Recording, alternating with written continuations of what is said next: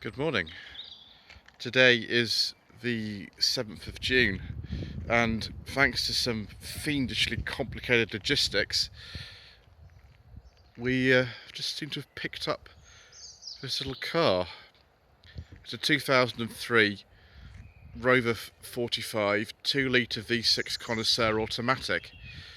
There's not many of these around anymore. They didn't sell too many V6 Rover 45s back in the day, and the estimates of the numbers that are taxed on the road are around 100 or so.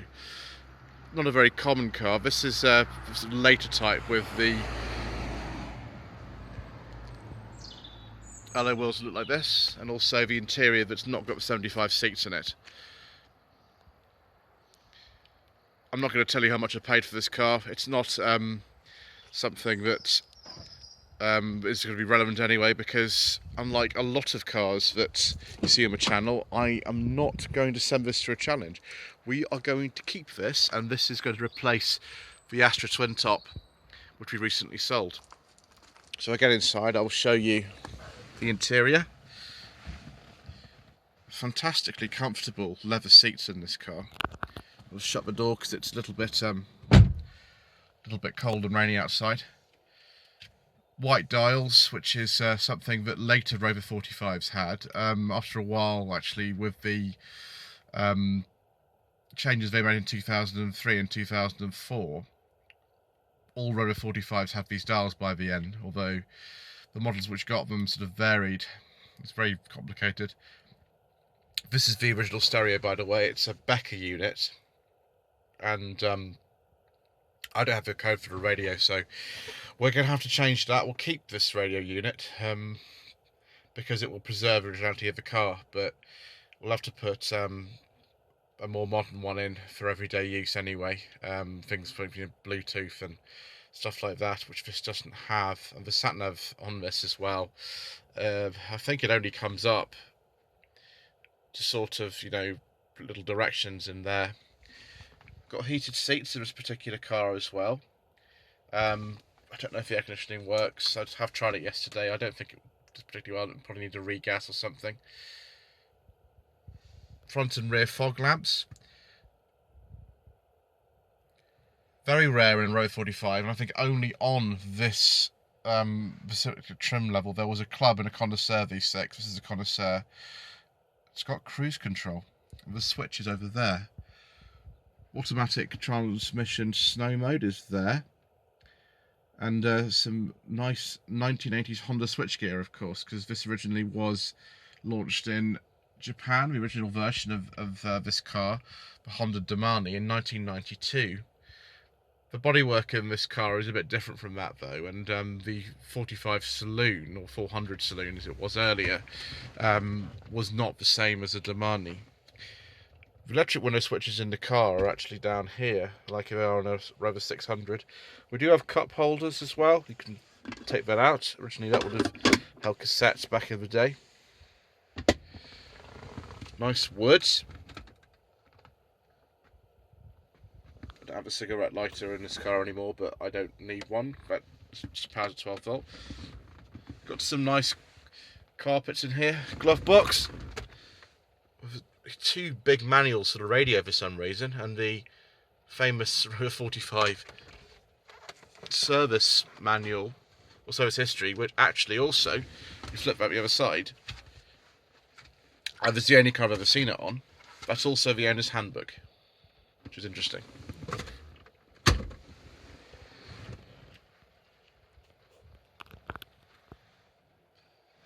The one thing that's letting this car's interior down is this sort of fabric that's coming a little bit loose. The headlining's not sagging in this car, nothing like that.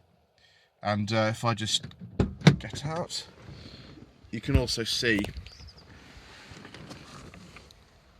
that I've got a little sort of tear in the bolster there, but that's quite common for a lot of cars do that. Back is absolutely brilliant. It's not the most headroom I've ever come across, or legroom in these, but it's okay, I suppose.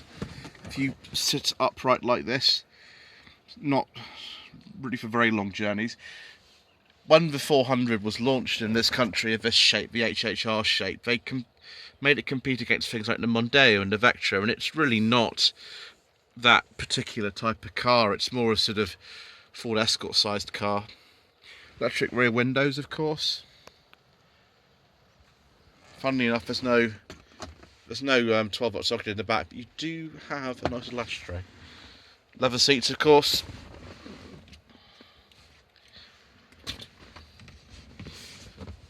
A nice armrest. This is the earlier type of remote which came with pre-2003 45s and all types of other Land Rover and MG and Rover products. So I think a Lucas style remote.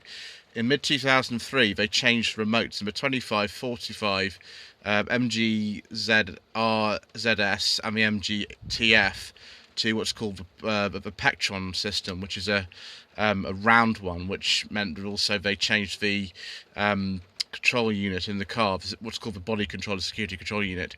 It's better not to have a car with the round Pectron key fobs, because if you lose one of those or it becomes unplugged into the car, you are in real trouble. But this is the earlier type, and it's a Lucas type, and it's much easier to change the batteries in these and you know, program up to the car, which is fantastic. I shall be getting another one because this is the only one I've got. Getting that key cut though, a replacement for that, is easy. Parking sensors, of course, are on this car. I wouldn't have bought one without one actually.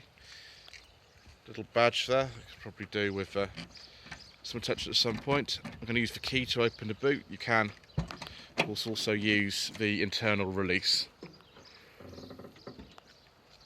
Boot's nice and clean. I don't have a spare wheel in this car at the moment. I will be getting one.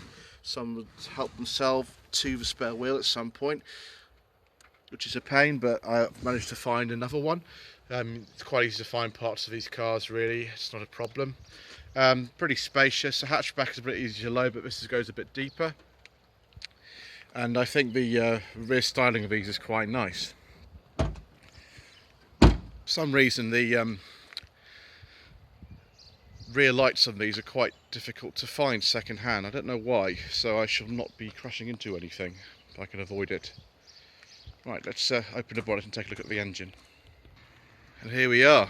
It's the V6 engine in this car, 24 valve quad cam unit, developing 150 horsepower. Amazingly, this is actually an ultra emission zone compliant car. It dates from 2003, but for some reason these later V6 45s are ultra emission zone compliant, whereas the 75s of the same engine are not. Very strange, but you know, I'm not complaining or anything. Had to get a new battery yesterday. The old one was absolutely dead. All the tyres were pretty bad as well. Show you one of them on the front, just so you can have an idea of what they were like. We picked the car up. Yeah, it's not in the best sort of condition really, so I have ordered 4 new tyres. The car's going to be staying with Mr. Coleman, rubbish mechanic, for a week or so, because he's got to do some work on it in terms of servicing. The car was, we think, last serviced in 2018. Cam belt's been done twice on this car actually, which is pretty good.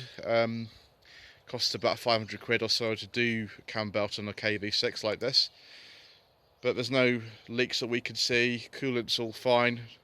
This car did a good amount of miles to get here, and yes, it was absolutely fine. Brakes seem okay and everything.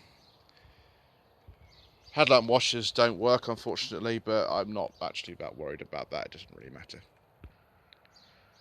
So there we are, the newest acquisition to the fleet. Lovely Rover 45 2-litre V6 Connoisseur, which we will be keeping.